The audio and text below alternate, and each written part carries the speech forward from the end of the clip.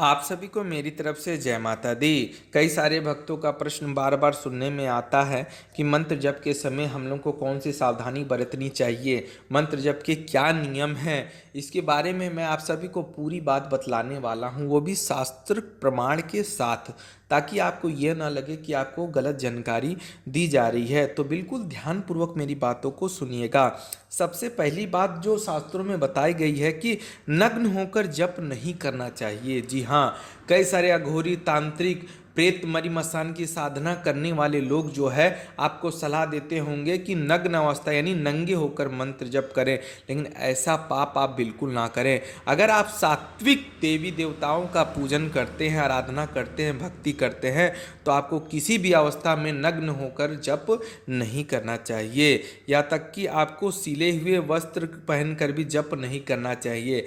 आपने देखा होगा कि जितने भी योगी होते हैं, ठीक है, पंडित होते हैं, आचार्य होते हैं, वो लोग भगवा कलर या पीले रंग का वस्त्र लपेटे होते हैं। वो लोग कोई सिले हुए वस्त्र नहीं पहनते हैं, क्योंकि शास्त्रों में सिले हुए वस्त्र पहन के मंत्र जप करने की मनाही होती है। लेकिन अब क्या कर सकते हैं, मॉडल ज़माना हो चुका है, उसमें क्या किया जा सकता है। लेकिन अगर आपसे संभव हो सके तो आप जो है वस्त्र लपेट कर ही मंत्र जप करें। शरीर व हाथ जब आपका पवित्र हो तभी आपको मंत्र जप करना चाहिए। ये बातें भी शास्त्रों में लिखित बताई गई है। ये ना हो कि कई लोग अपवित्र अवस्था मतलब या तो वो नहाए ना हो, या तो वो शौच गए हों लेकिन शौच से लौट के आए हों तो भी वो फिर से स्नान ना किए हों, तो वो सब अपवित्र अवस्था बताई गई है शास्त्रों में।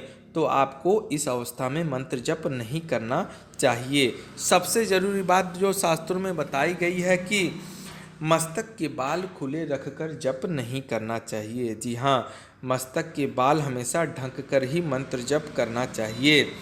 आसन बिछाए बिना भी जप नहीं करना चाहिए। कई बार देखा जाता है कि कई भक्तजन जो है सीधे फर्श में, मिट्टी में, ज़मीन में बैठकर ही मंत्र जप करने लगते हैं, तो ऐसा गलती आप ना करें। बिना आसन बिछाए आप जप ना करें।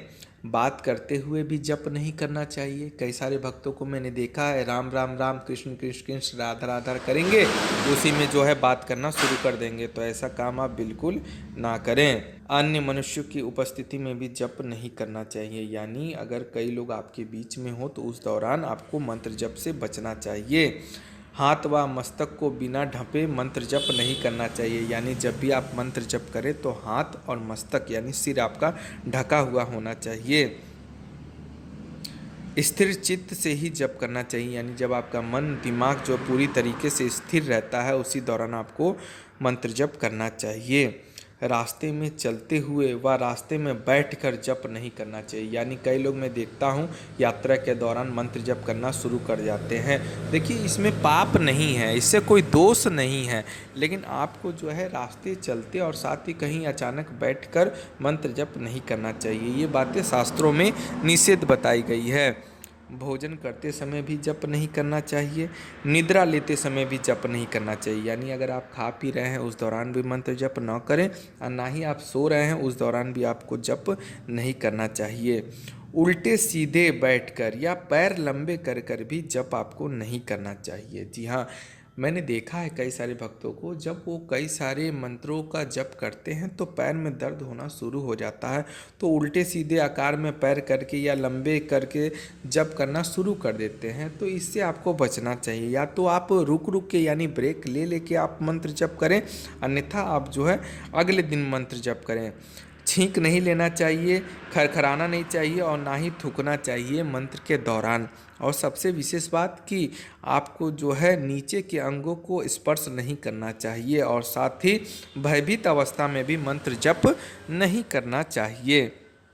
अंधकार वाले स्थान में भी जप नहीं करना चाहिए, यानी जब देखिए आपको अंधकार है पूरी तरीके से, या तक कि आपने दीपक भी प्रज्वलित नहीं की है यानी जलाई नहीं है, उस दौरान भी आपको जप नहीं करना चाहिए। अशुद्ध अवस्था में भी जप नहीं करना चाहिए, क्योंकि शुद्ध एवं पवित्र अवस्था में ही जप किया जाता है, क्योंकि जप करने से मनुष्य और भगवान के बीच में एक रिश्ता जुड़ जाता है, एक तार जुड़ जाती है, एक ऊर्जा शक्ति जुड़ जाती है जिसकी आप कल्पना नहीं कर सकते। हम लोगों को लगता है कि नॉर्मल कुछ शब्दों का मंत्र है, उसका उच्चारण कर रहे हैं, इससे विशेष क्या प्रभाव पड़ता है, लेकिन उसका प्रभाव आप बड़े बड़े अनुष्ठान करने से जो प्रभाव नहीं होता है वो केवल मंत्र जप करने मात्र से ही मिल जाता है। तो मंत्र जप की महिमा के विषय में इतनी सारी बातें ग्रंथों में वर्णित है, जिसे सुन के पढ़ के जो है दिमाग काम करना बंद कर देता है। तो मैं आपको ज़्यादा बात ना बताते हुए मैं आपको ये बोल दूं कि मंत्र जप बहुत ही प्रेम पूर्वक श्रद्धा पूर्वक आपको करनी चाहिए, और साथ ही ध्यान विचलित होने से बचना चाहिए। शुरुआती अवस्था में गलतियां होती है लोगों के साथ, क्या किया जा सकता है, लेकिन जब आपका रिश्ता भगवान से पूरी तरीके से जुड़ जाएगा तो आपको हर प्रश्न, हर सवालों के जवाब आपको खुद ब खुद मिलना शुरू हो जाएंगे। आपको किसी से भी पूछने की आवश्यकता नहीं पड़ेगी।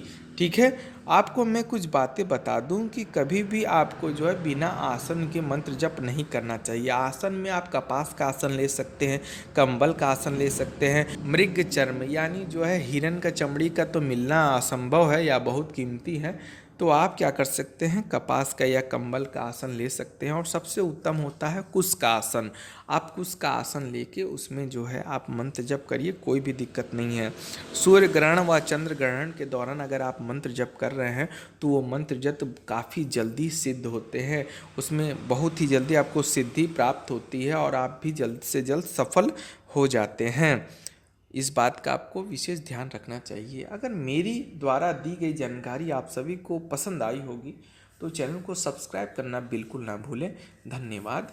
जय माता दी।